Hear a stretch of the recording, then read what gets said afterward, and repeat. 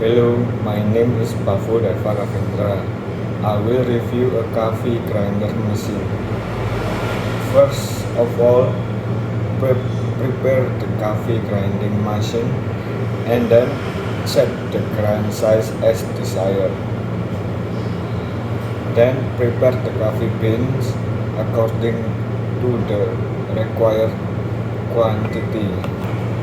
Turn on the coffee machine, then open the coffee jug over.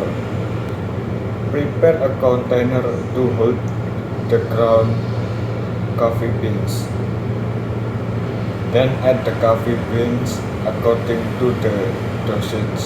Wait until the coffee beans have been ground.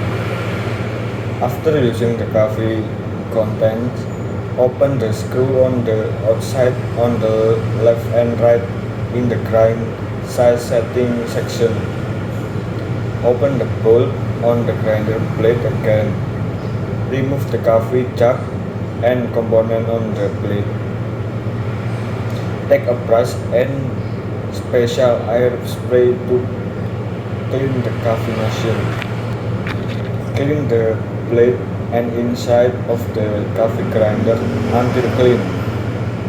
Reinstall the coffee grinder component according to the opening sequence. Don't forget to lock the bolt tightly. Reinstall the coffee grinder component according to the opening sequence. Don't forget to lock the bolt tightly.